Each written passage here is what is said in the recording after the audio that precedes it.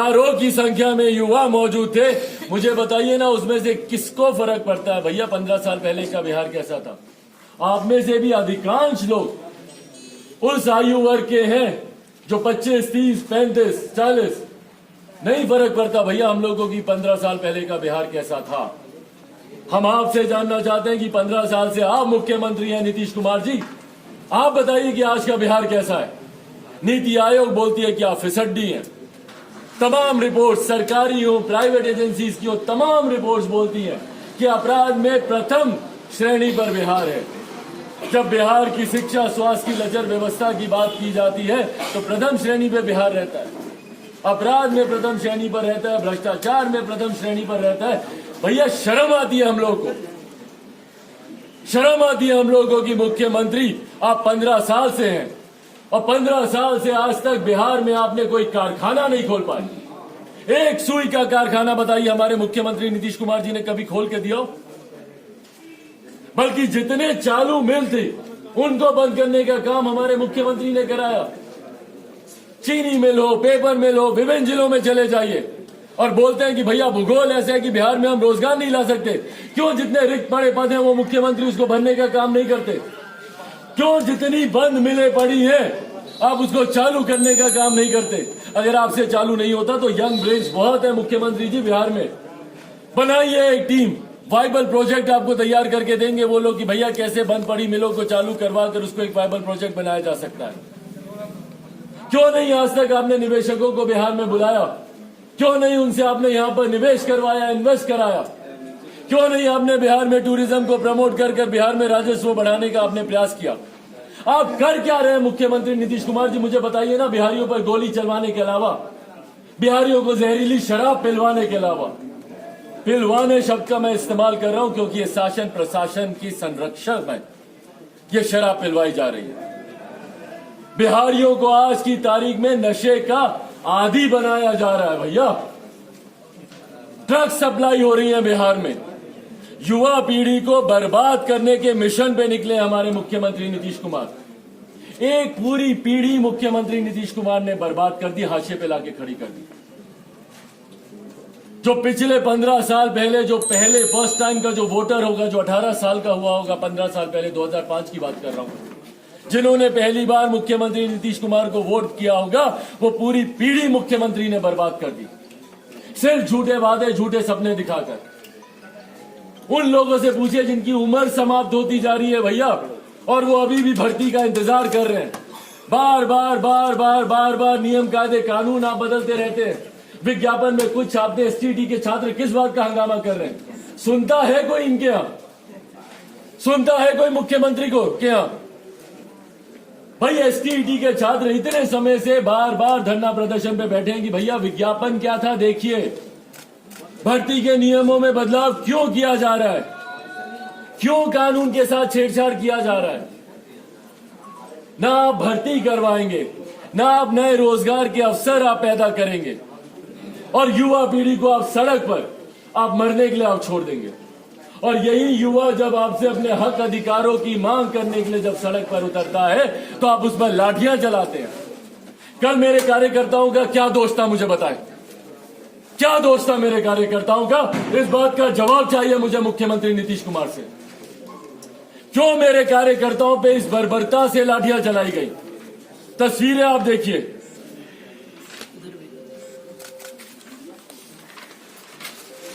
उंगली तक काट दी गई है।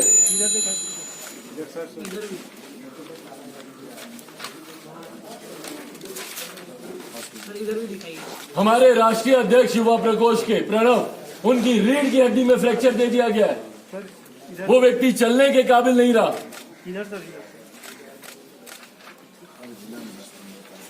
महिलाओं की हालत देखिए, सर फूटा है।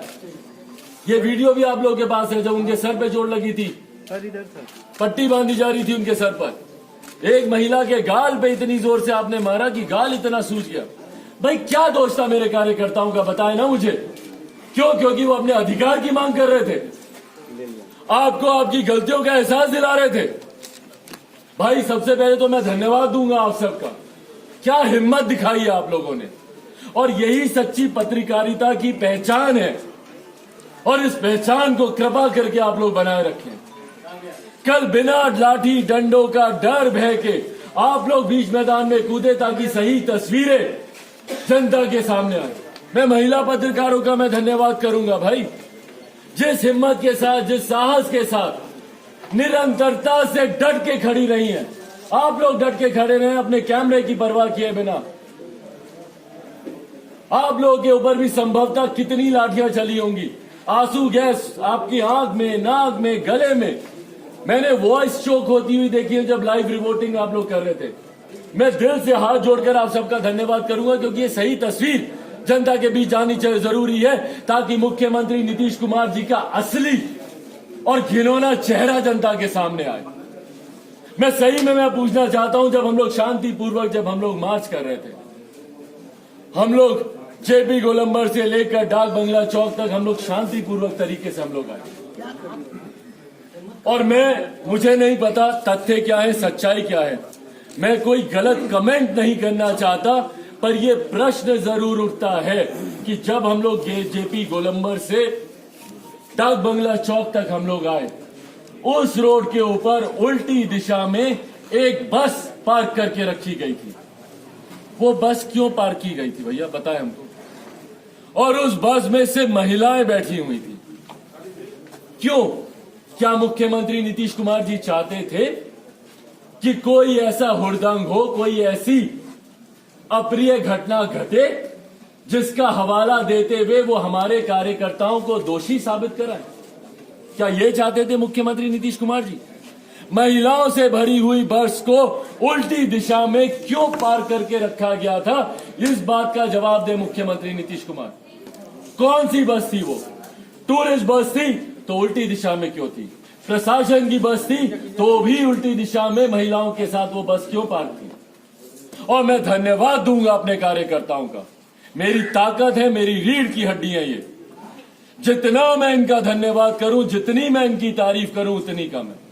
जिस संयम के साथ, जिस शालीनता के साथ जो पहचान रही है हमारे नेता आदरणीय रामविलास पासवान जी की, एक एक कार्यकर्ता ने उस संयम का, उस शालीनता का कल परिचय दिया। हमारे धैर्य की जितनी आजमाइश की गई, उतनी आजमाइशों पर हम लोग खरे उतरे। ना हमारे कार्यकर्ता ने हाथ बांधे, हमारे कार्यकर्ता सिर्फ आग्रह करके आगे चलते रहे, आगे बढ़ते रहे। डाक बंगला चौक पर मैं खुद वहां पर आधे घंटे तक खड़ा रहा, विनम्र निवेदन करता रहा, और उसके बाद भी हम लोगों ने कोई धक्का मुक्की नहीं की।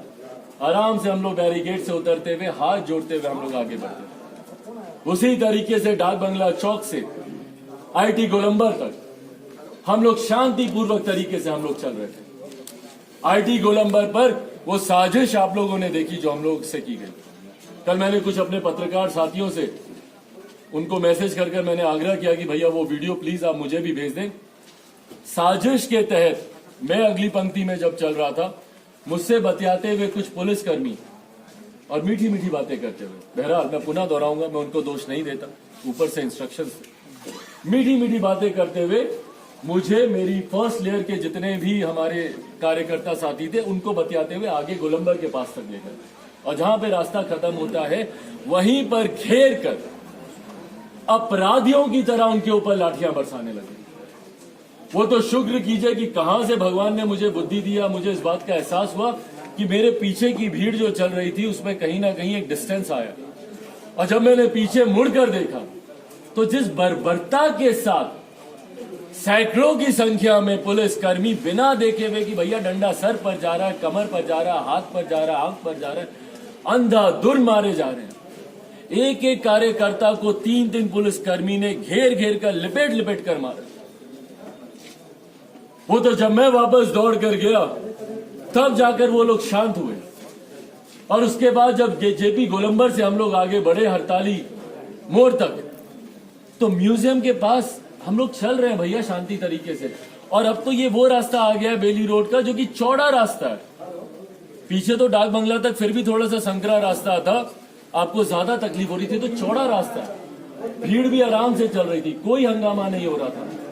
यकायक सामने से फायरिंग की जाती है, आंसू गैस के गोले छोड़े जाते हैं, और सीधा पानी की बौछार की जाती है। मैं खुद उस टैंकर के सामने खड़ा हुआ था, भैया कि कीजिए ना मुझ पे बौछार। पर यह कायरता की निशानी है कि जो सीना ठोक कर आपके सामने खड़ा है, हिम्मत थी तो मुझ पे चलाते ना वो वाहन अपना। मेरे कार्यकर्ताओं के ऊपर जिस तरीके से अंधाधुंध गाड़ी लेकर आप दौड़े हैं, अंधाधुंध गाड़ी लेकर आप दौड़े, वो भी उल्टी दिशा में। मेरी माता जी की गाड़ी ठीक उस काफिले में पीछे थी। उनकी गाड़ी को एक क्लोज काउंटर से बस हल्का सा मिस करते हुए वो वाहन निकला वहां से और उल्टी दिशा में दौड़ाए जा रहा है, दौड़ाए जा रहा है। भाई अपराधी है क्या, बताइए ना मुझे। आतंकी हैं हम लोग, बॉम्ब प्लांट किया, क्या किया? कल हम लोग के ऊपर धाराएं लगाई गई, ऐसी धाराएं जब हम लोग को हिरासत में लिया गया तो एक के बाद एक ऐसी धाराएं, उपद्रव किया, ये क्या। एक तस्वीर दिखाइए। हाँ मैं जरूर मानूंगा क्योंकि कुछ मीडिया चैनल ने एक वो फुटेज दिखाई जहां पे हमारे कुछ साथी संभवतः उसी वाहन पर, भाई आक्रोश आएगा, मैं भी दौड़ा था उस वाहन के पीछे। एक गलती सोच लीजिए, भाई जो चला रहा है वो भले किसी के भी आदेश में चला रहा है, मानव ही है ना वो। एक गलती से भी स्टीयरिंग का बाएं दाएं जाना, किसी गाड़ी के ऊपर चल जाता, किसी टेम्पू के ऊपर, किसी 3 व्हीलर के ऊपर, भाई उम्र भर हम लोग अपने आप को माफ नहीं कर पाते। मेरे कार्यकर्ता के पांव के ऊपर अगर एक पहिया चढ़ जाता, कौन उसका जिम्मेदार होता? और उसके बाद भी हम लोगों ने शांतिपूर्वक वहां पर गिरफ्तारी हम लोगों ने की। जब आप आए हम लोग को गिरफ्तार करने, शांतिपूर्वक तरीके से हम लोगों ने दी। और गिरफ्तारी के बाद जिस तरीके से हमारे कार्यकर्ताओं, मेरे नहीं वो तो मेमोरेंडम देने गए हैं, ये देने गए, आप सच्चाई बताइए ना कार्यकर्ताओं को। आप बोले कि भाई हम आपके नेता को गिरफ्तार करके लेके जा रहे हैं। अब हमारे कार्यकर्ताओं को अंधेरे में आपने रखा और उसके बाद वहां पे जब कार्यकर्ता अपने समर्थन में to show their solidarity towards their leader जब वो आना चाहते थे, उनको जिस तरीके से रोका गया। भाई पिछले 44 साल में पहली बार मेरी मदर को रोका गया अपने बेटे से मिलने के लिए। 44 साल से वो बिहार आ रही हैं। जब पहली बार शादी कर मेरे पिताजी के साथ जब वो बिहार आई थी, तब से लेकर आज तक बिहार की हर सुख दुख की घड़ी में वो मजबूती से खड़ी रही। क्या क्या आरोप उनके ऊपर नहीं लगाए जाते, क्या क्या निजी टिप्पणियां उनके ऊपर नहीं की जाती। पंजाबी हैं, ये हैं, वो हैं। कोई ऐसा रीति रिवाज धर्म बता दीजिए मुझे जो उन्होंने बिहारी संस्कृति के हिसाब से उन्होंने ना किया हो। उनकी वेशभूषा, उनका पहनावा मुझे बता दीजिए जो उन्होंने बिहारी संस्कृति के हिसाब से ना किया हो। छठ पूजा, दिवाली जो उन्होंने बिहारी संस्कृति के हिसाब से उन्होंने ना किया हो। पर आज 44 साल के बाद भी विपक्षी दल, विपक्षी नेता हैं जो उनको अपनाने को तैयार नहीं होते। एक बेटे से उनको मिलने से रोका जाता है, सड़क पर उनकी गाड़ी को रोक दिया गया, जो हमेशा पर्दे के पीछे रही मेरे पिता की ताकत बनकर। कभी उन्होंने कोई लालसा नहीं रखी, कोई सत्ता का उन्होंने लोभ नहीं रखा, कभी मीडिया के सामने उन्होंने आना जरूरी नहीं समझा और कभी नहीं आए। ऐसा नहीं है कि भैया मीडिया, कल आप लोग खुद कितनी बार गए, पर जब तक शांतिपूर्वक बात चल रहा था वो आप लोगों से शीशा बंद कर हाथ जोड़ती रही कि नहीं मुझे कुछ नहीं कहना, मुझे कुछ नहीं कहना। पर उस मां की पीड़ा को समझिए, कितनी कर्राई होंगी वो अंदर जब उनको पता चला कि उनके बेटे के ऊपर आंसू गैस छोड़े गए, लाठी छोड़ी गई। बहरहाल वो भी एक क्रांतिकारी की बीवी नहीं है, उनको इस बात से डर नहीं लगता है, डरती नहीं है, वो घबराती नहीं है।